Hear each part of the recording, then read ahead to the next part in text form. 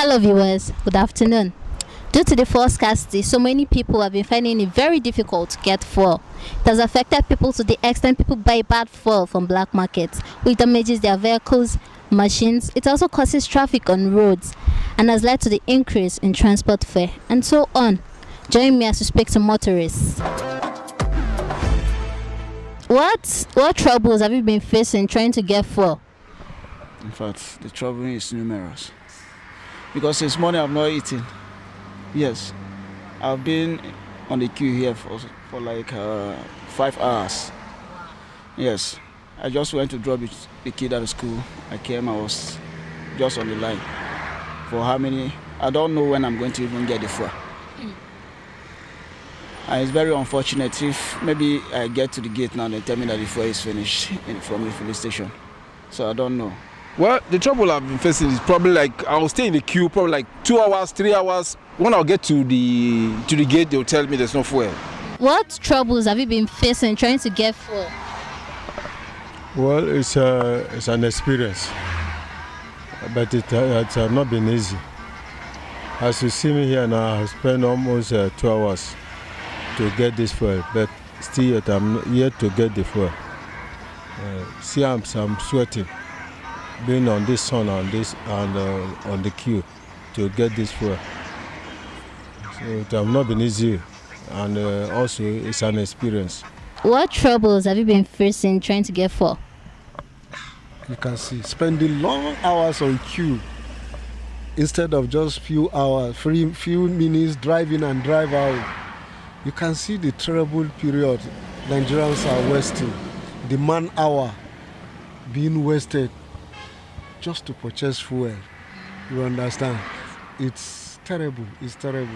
I think the government should devise a means to solve this problem. Otherwise, the country will be grounded. These days, the fuel hike or the fuel scarcity has become a norm to me. For example, because every day I queue for fuel. At least sometimes, if I'm lucky, 1 hour before I can get fuel. Because due to the nature of my job, as I said earlier, I'm an Uber driver, so I do both as well. So the daily thing, there's no day that we pass that I won't queue up to get fuel. Recently, the House of Reps has charged NNPC to create more depots nationwide. Do you think that can tackle the fuel scarcity issue? Not creating more depot. Ask DPR to come and do his work. Not creating more depot. Depot for what? Some of them are having fuel in the night they'll be selling to black marketers. You see jerry cans on the road. Okay, can you imagine that somebody is selling cocoyam here, then you see another person selling cocoyam at the same place?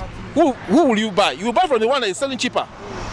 But you go to the one that is selling cheaper, you will not get the product. You go back to the other person that is selling higher. So it's not for you to tell me that create depot. Tell DPR to come and do his work.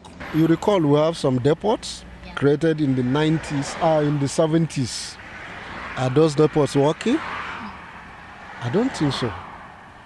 Because there are some depots in Gombe, Jos, Yola, and other places. Gusau and other places, Ore, Mosimi. I think it's only Mosimi and Atlas Cup that are working. To my greatest district. Maybe Port Harcourt, because of Port Harcourt worry, because those ones are on the coastal line. Ships can easily berth and discharge. Otherwise, I don't think. Even Calabar, I think it's only the private depots that are working there. The government's own, mostly when you ask to pump fuel from Mosimi to even Ore, the pipes have been ruptured. Stealing of all this oil, refined petroleum product. And actually is that the government has no mechanism. The government has created the civil defense to protect those pipelines, but I think those ones are not doing the work or they are overstretched. That is their own plan. My own is to get the fuel as easy and as quickly as possible.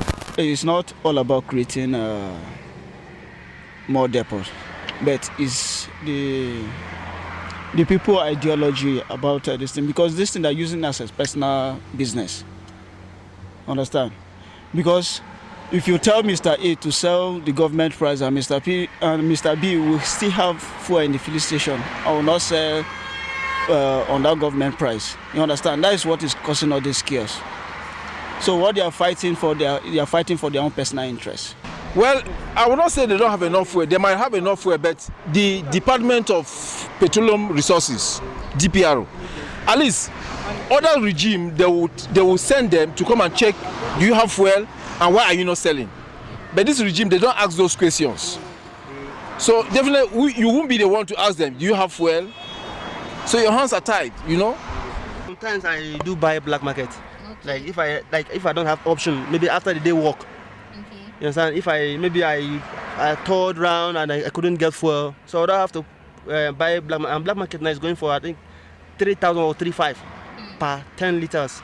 So when you are buying this black market, you are encouraging these boys, and then you don't even know how good the fuel is. Yes, there are cases where people have bought it and their engines get knocked. So to be forewarned is to be forearmed.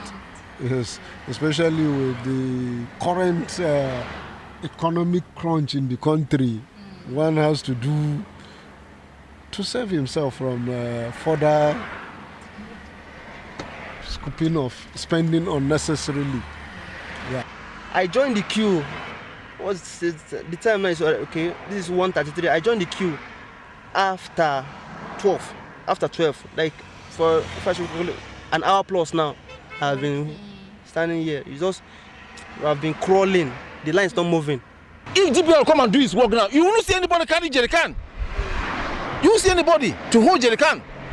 Except you want to just say, my friend, how much are you selling? Probably if you are selling 165, he's going to sell his own 190. So keep black marketers out of the way. Esther Okwete reporting live for the Sun TV.